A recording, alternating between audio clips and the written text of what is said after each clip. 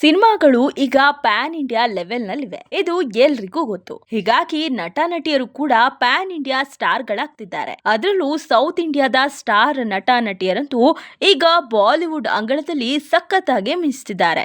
ಈಗಾಗಲೇ ಬಾಲಿವುಡ್ಗೆ ಕನ್ನಡದ ಅನೇಕ ನಟ ನಟಿಯರು ಹೋಗಿದ್ದಾರೆ. ಬರೀ ನಟ ನಟಿಯರು ಮಾತ್ರವಲ್ಲ, ಟೆಕ್ನಿಷಿಯನ್ಸ್ ಕೂಡ ಬಾಲಿವುಡ್ ಅನ್ನ ಸ್ಪರ್ಶಿಸಿದ್ದಾಗಿದೆ. ನ್ಯಾಷನಲ್ ಕ್ರಶ್ ಎನಿಸಿಕೊಂಡಿರುವ ಕನ್ನಡದ ನಟಿ ರಶ್ಮಿಕಾ ಮಂದಣ್ಣ ಸದ್ಯ ಬಾಲಿವುಡ್ ಸಿನಿಮಾಗಳಲ್ಲಿ ಮಿಂಚ್ತಿದ್ದಾರೆ. ಅವರ ಸಾಲಿಗೆ ಮತ್ತೊಬ್ಬ ಕನ್ನಡ ನಟಿ ಶ್ರೀಲೀಲಾ ಕೂಡ ಬಾಲಿವುಡ್ಗೆ ಎಂಟ್ರಿ ಕೊಡ್ತಿದ್ದಾರೆ ಅನ್ನೋದೇ ಈ ಹೊತ್ತಿನ ವಿಶೇಷ.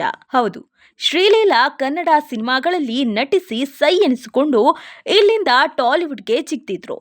ಅಲ್ಲಿಂದ ಈಗ ಬಾಲಿವುಡ್ ಅಂಗಳಕ್ಕೂ ಹಾರಿದ್ದಾರೆ.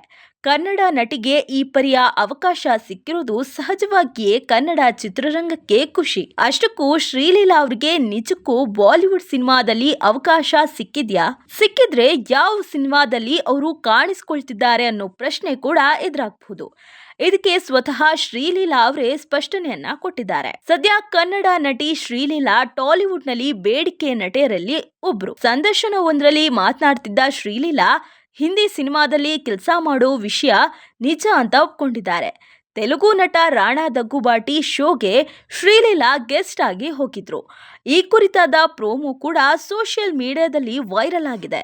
ಬಾಲಿವುಡ್ನಲ್ಲಿ ಮೊದಲ ಸಲ ಹೆಜ್ಜೆ ಇಟ್ಟಿರುವ ಬಗ್ಗೆ ರಾಣಾ ಅವರು ಶ್ರೀಲೀಲಾ ಅವರನ್ನ ಪ್ರಶ್ನಿಸಿದ್ದಾರೆ.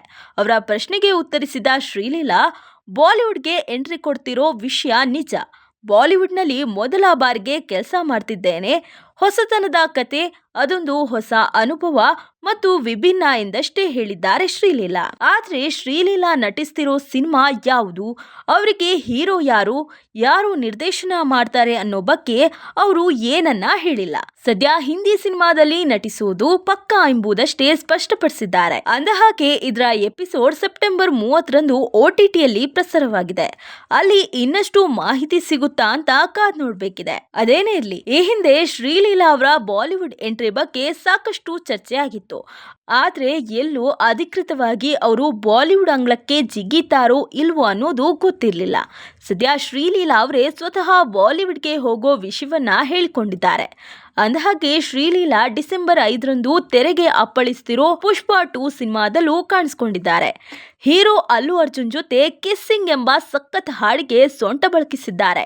ಈ ಸಿನಿಮಾ ರಿಲೀಸ್ ಆಗಿ 15 ದಿನಗಳ ಬಳಿಕ ಶ್ರೀಲೀಲಾ ಅಭಿನಯಿಸಿರುವ ರಾಬಿನ್ ಹುಡ್ ಚಿತ್ರ ಕೂಡ ರಿಲೀಸ್ ಆಗಲಿದೆ.